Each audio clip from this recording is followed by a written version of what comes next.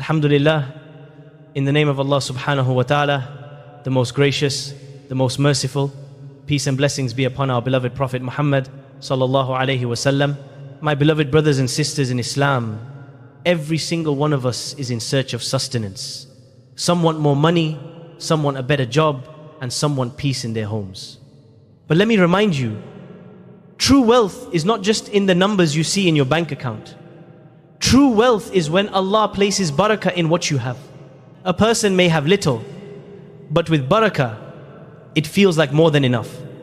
Another may have millions, but without barakah, he is restless, sleepless, and never satisfied. Today I want to share with you something very special, a practice rooted in the Quran, something that our scholars have reminded us about again and again. If you recite this Quranic verse 11 times after Fajr, not only does Allah bless your wealth, but your children and your grandchildren will swim in the barakah of that blessing. Imagine your good action today could become a river of sustenance for your generations tomorrow. My brothers and sisters, the Quran is not just a book we recite when someone passes away. It is a book of life. Within it are secrets to happiness, healing, success, and prosperity. Allah Himself tells us in the Quran, this is a blessed book which we have revealed to you so that they may reflect upon its verses and that people of understanding would be reminded. Surah 38 to 29. Do you see? The Quran is a book of blessings, but sadly, many of us treat it as decoration on a shelf, wrapped in cloth, opened only in Ramadan, yet it holds treasures beyond imagination. Let me ask you, have you ever wondered why some people, even with very little income, always seem content and peaceful, and why others, despite having so much, are drowning in debts, stress, and sleepless nights? The difference is simple: barakah from Allah.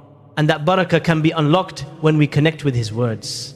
The verse I will share with you today, if recited with sincerity after Fajr just 11 times, has the power, by Allah's permission, to bring rizq into your life and into the lives of your children and grandchildren.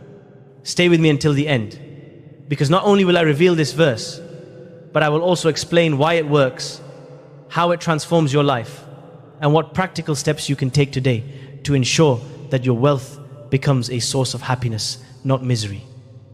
So, let us begin this journey together. My beloved brothers and sisters, before I share this powerful verse, let us remember something very important. Rizq comes only from Allah. No boss, no company, no business, no government controls your sustenance. Allah says clearly in the Quran, and there is no creature on earth except that upon Allah is its provision. He knows its place of dwelling and storage. All is in a clear register. Surah chapter 116. This means your salary, your profits, even the food you eat today was written for you by Allah long before you were born. Subhanallah. Now, the verse that many scholars highlight for unlocking wealth and barakah is found in Surah At-Tawbah 91 to 29. Allah is sufficient for me. There is no God but Him. In Him I place my trust, and He is the Lord of the mighty throne. When you recite this verse 11 times after Fajr with full conviction and reliance upon Allah, it is like declaring to the world, I don't depend on my wealth, my job, my contacts, or my skills. I depend only on Allah.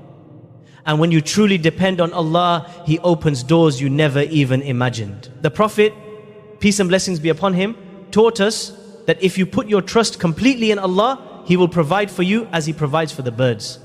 They leave their nests in the morning hungry and return in the evening fully fed. Birds don't carry bank accounts, yet Allah feeds them every single day. If Allah provides for them, do you think He will forget you, the believer who bows his head to Him 5 times a day? Never. Why is this verse so powerful? It is a declaration of tawakkul, trust in Allah. Rizq is tied to your level of trust. The more you rely on Allah, the more He sends from sources you never expected. It affirms Allah's oneness. There is no deity but Him. By reminding yourself of this truth daily, you clear your heart from attachment to it. It connects you to Allah's throne. He is the Lord of the mighty throne. This means He controls the heavens and the earth. If the Lord of the throne provides for you, who can withhold from you? Generational blessings. Scholars mention that when this verse is recited daily after Fajr, it brings not just sustenance for you, but Allah places barakah in your lineage. Your children, your grandchildren, your great-grandchildren, they swim in blessings because of the seeds you planted.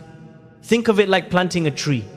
You water it today, and for years after you're gone, people will continue to benefit from its shade and fruits. Likewise, your recitation of this verse builds shade and fruits for your generations. There are countless stories of Muslims who live by this verse. A poor man once said, I had nothing in my pocket, but I had this verse in my heart. I kept reciting it, and Allah brought me work, food, and peace that I never thought possible. Another scholar narrates that a merchant would never start his day without reciting it after Fajr.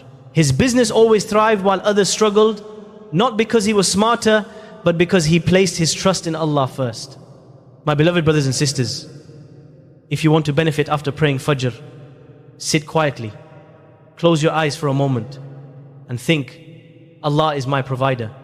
Recite it 11 times. Don't rush. Feel the words. Believe them.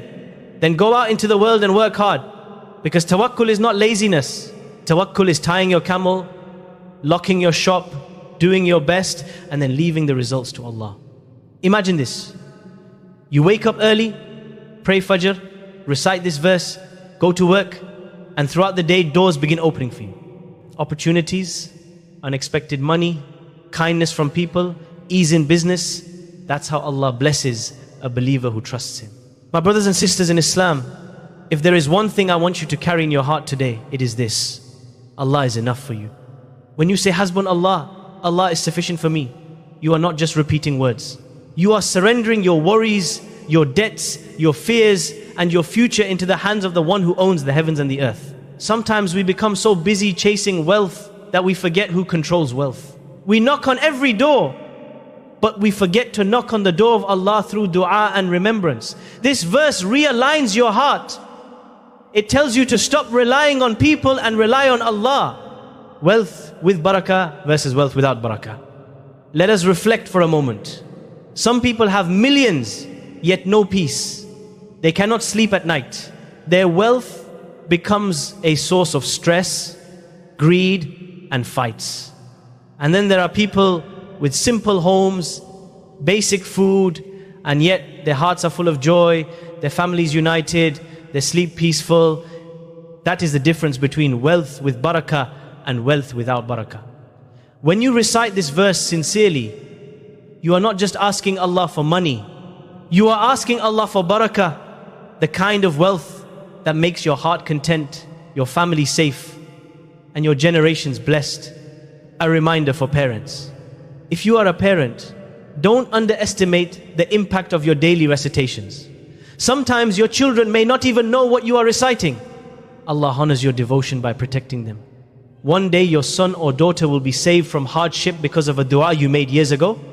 This is why scholars say the recitation of a believer today becomes the protection of his generations tomorrow. Subhanallah. How to start today? Commit yourself from tomorrow. Never miss Fajr. Even if shaitan whispers, fight your sleep, get up and start your day with Allah. Recite this verse 11 times with conviction. Please don't make it a routine without feeling. Each time, pause and think, Allah is sufficient for me. Work with honesty. Tawakkul is not about sitting idle. The Prophet, peace and blessings be upon him, worked, traded, migrated, struggled, and then left the results to Allah. Follow that example. Teach it to your children. Plant seeds of tawakkul in their hearts from a young age. A heartfelt dua. O Allah, you are the Lord of the mighty throne. You are sufficient for us. You are the provider, the sustainer, the one who opens every locked door. Ya Allah, whoever is watching this video and struggling with debts, with poverty, with fear of the future, grant them ease. Grant them halal sustenance and fill their homes with barakah. Ya Allah, protect our children and our grandchildren. Let them grow up with strong faith and with hearts that trust only you. Ya Allah, make this verse a light in our lives a shield against poverty, and a key to Jannah. Amen. My brothers and sisters, don't just listen and forget. Make a decision right now. After every Fajr, recite this verse 11 times. Write it down. Save it on your phone. Teach it to your loved ones. And let us share this reminder far and wide. Dear brothers and sisters, every morning start your day with these verses. Allah will take care of all your affairs. Hasbunallahu wa ni'mal wakil. Allah is sufficient for us, and He is the best disposer of affairs. Hasbi Allahu la ilaha illa huwa, alayhi tawakkaltu, wa huwa rabbul arshil azim. Allah is sufficient for me. There is no God but He. In Him I put my trust, and He is the Lord of the Mighty. May Allah grant all your halal wishes. Amin.